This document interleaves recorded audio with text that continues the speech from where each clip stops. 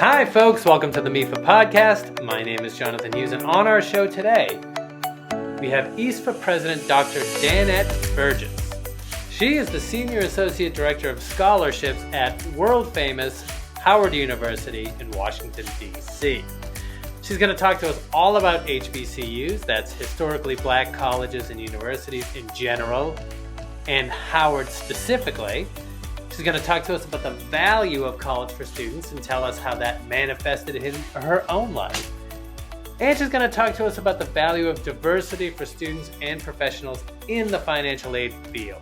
I think you will love meeting Danette as I did and hearing what she has to say. I'll be back after our conversation for the wrap-up. Dr. Danette Burgess is the Senior Associate Director of Scholarships at Howard University in Washington, D.C. She earned a Bachelor of Science degree from Norfolk State University, an MBA degree from Strayer University, both with a concentration in marketing, and a Doctor of Ministry degree from Newburgh Seminary and College of the Bible. Danette is a member of EASFAA, that's the Eastern Association of Student Financial Aid Administrators, the Executive Council, that is, where she serves currently as the president. Dr. Burgess also served as the regional representative for the NASFAA, that's the National Association of Student Financial Aid Administrators Diversity Task Force. She serves on the NASFAA board as a board observer and has presented at various conferences on diversity, equity, and inclusion. Dr. Burgess has served in leadership positions both professionally and in her community and in her church. Dr. Burgess, thank you so much for being here on the MEASFAA podcast.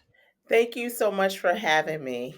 Can you tell me what your educational journey has been and what has led you to this point?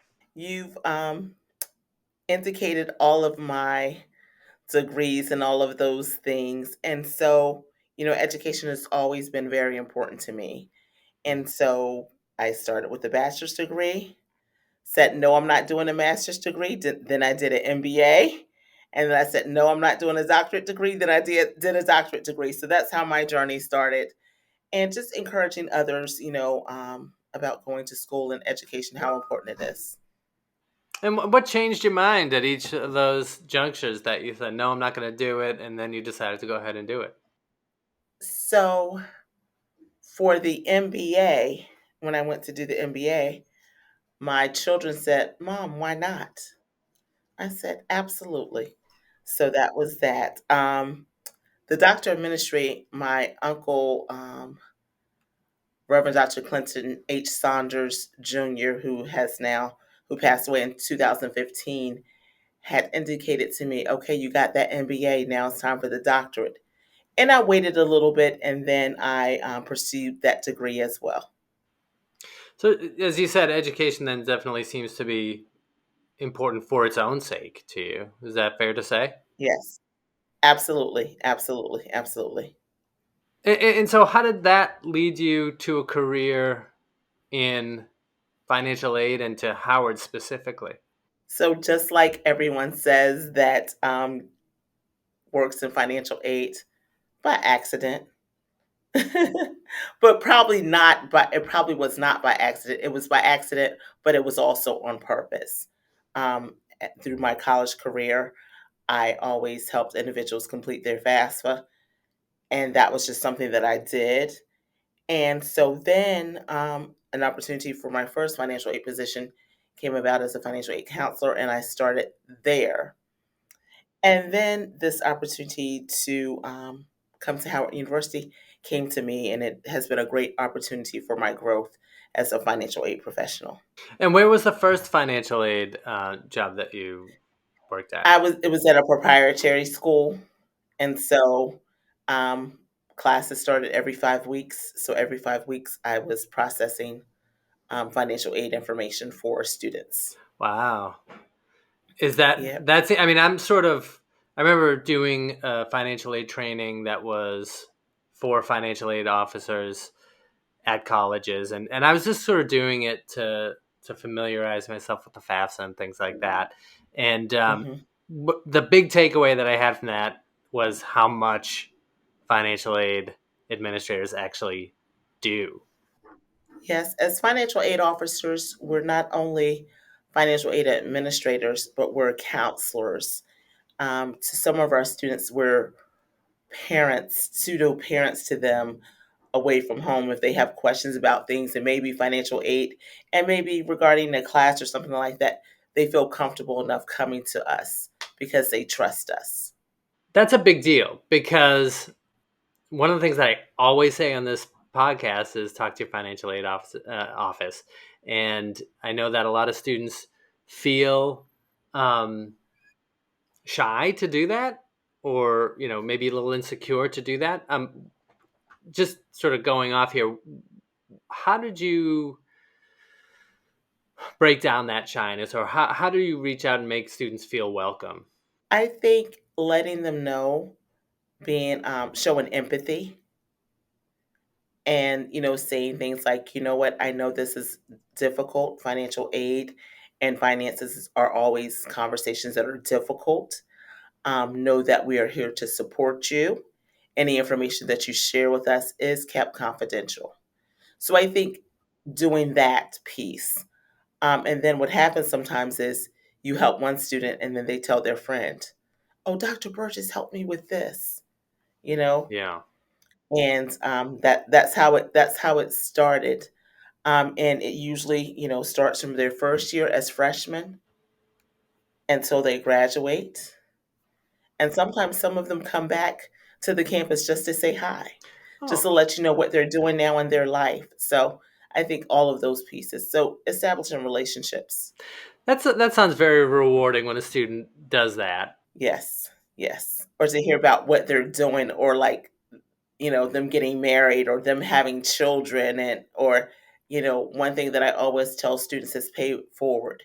How we helped you, explain the process and things to your family and friends, and let encourage them to talk to their financial aid counselor if they have questions. And if it's a non-related financial aid question, if we don't know the answer, we're going to direct you to who can assist you with that particular question or concern.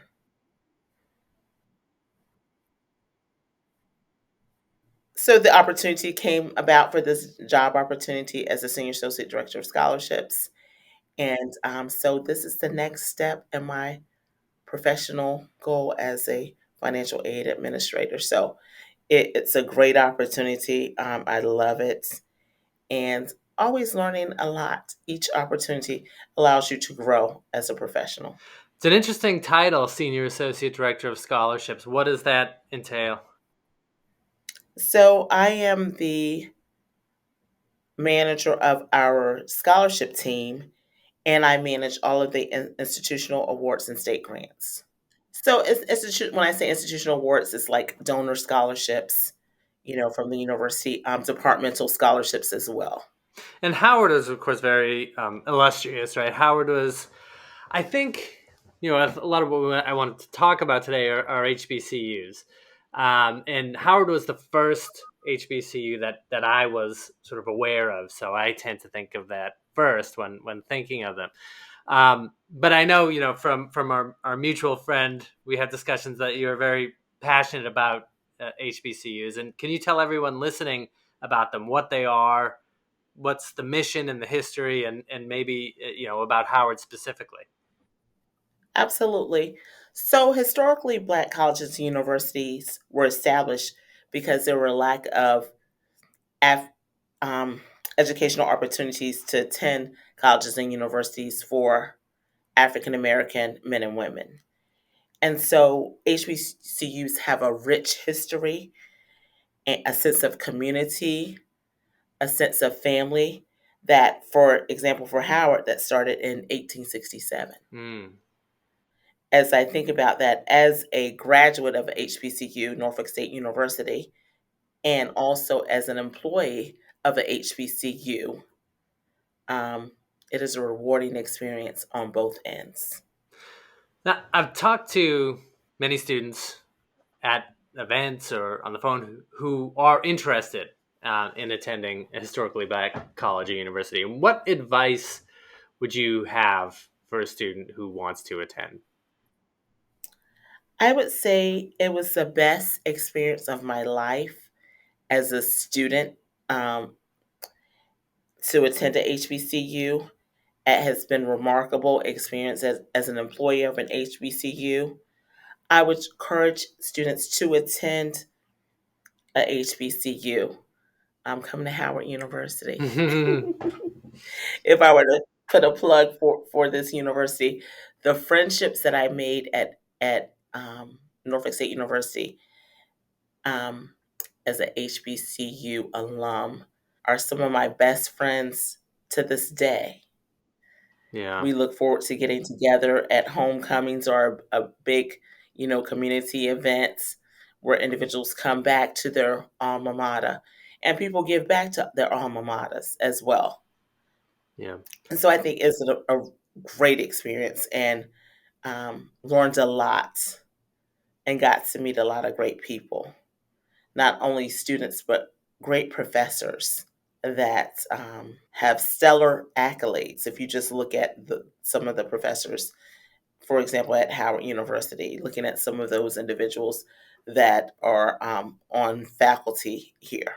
How long have you been at Howard? I started here at Howard July 31st Okay, of 2023. Okay, well, So this is a new role for me, yeah. but not new to financial aid. I've been in financial aid for quite some time. Was it exciting to be on the campus? Yes, absolutely, absolutely. Yeah. Absolutely. Seeing the students come back today is just like, I'm like, they're back. It's definitely great to see them. One of the things that we talk about a lot with every high school that we go to, or we hear this a lot from parents, a lot from students,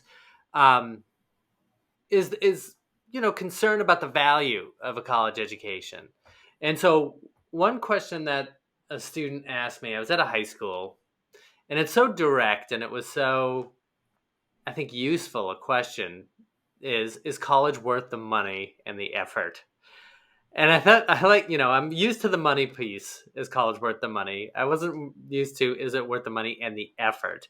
How would you answer that student? I would say it is definitely worth it. College is an investment in yourself and in your future. Some individuals, end up after they graduate working at that college or university, giving back to their colleges and university, being an example to members in their family or in their community. So it's definitely worth the investment. Is it worth it to go even if you don't end up in a job that you studied for? Absolutely. My undergraduate degree is in marketing.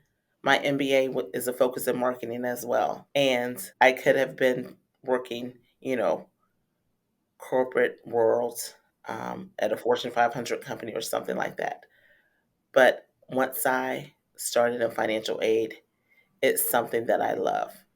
And I always tell students, your degree may be in one thing, but your career, it's okay for it to be in another area. Yeah. The skills can go together. What you've learned in college and university, a lot of the skills I use all the time still. I met you for the first time recently at the NASFAA conference, which is all these acronyms, all a little bit different. The Massachusetts Association of Student Financial Aid Administrators. And you were there in your capacity as the president of EASFAA, which we talked about in your introduction. And, I know that one of the things that you feel strongly about, it's in your introduction there as well, is increasing the diversity in the financial aid industry, And, it's something that you worked at the national level and at the sort of regional level with EASFAA.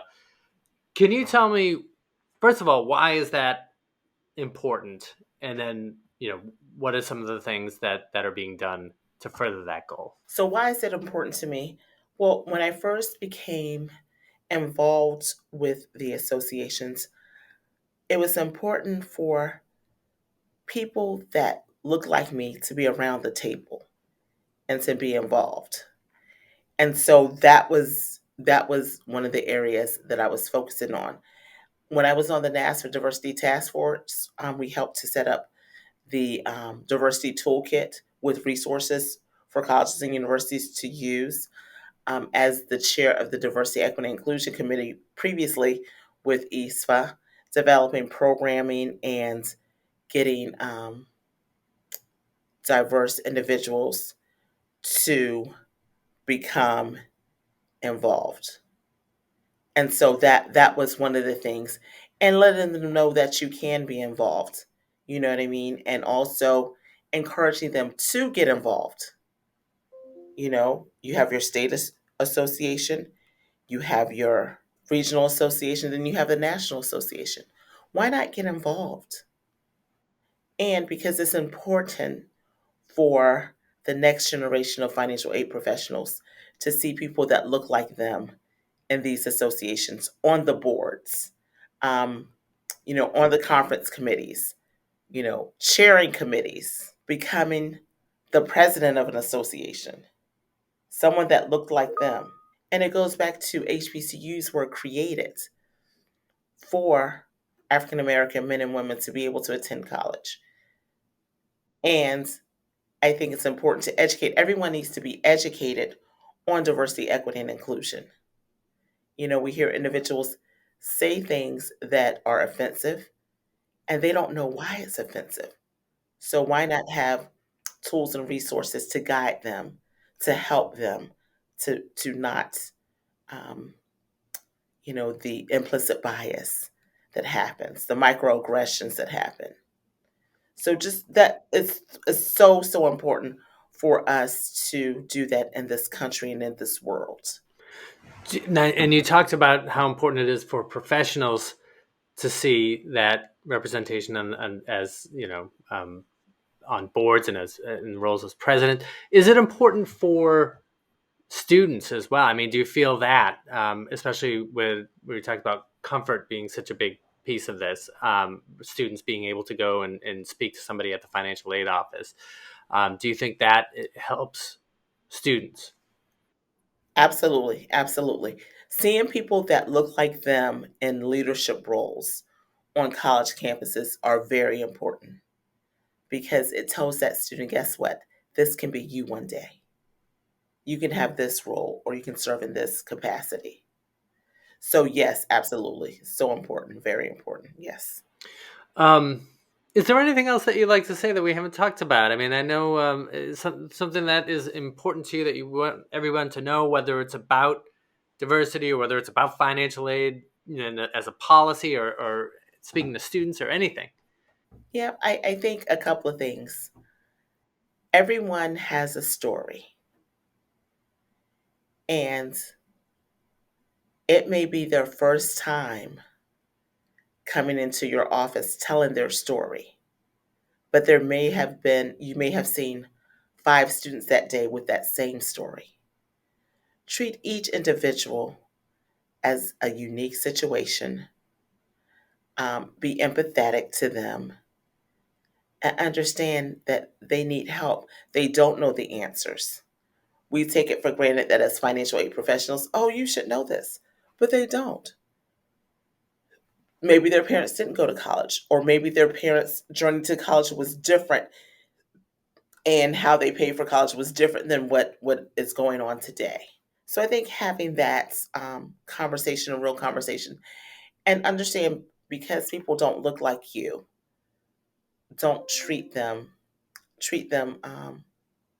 positively and be empathetic to them. Don't make assumptions about people's background or where they come from based on what they look like. Hmm. And I just want to also just thank me for this great opportunity. And I look forward to us hopefully doing some more HBCU podcasts. Yes, we can definitely do more. I would love to. Yes, yes, yes. Anytime, just let me know. Thank you so much for being on to talk about it, and I really No appreciate it. problem. No problem. So you'll come back then. Absolute. Okay. Absolutely. Oh, I have to say this. Yes. HU, you know. Okay. All right. All right. Thank you, Dr. Burgess. Thank you so much. You're welcome. Thank you so much. Bye bye.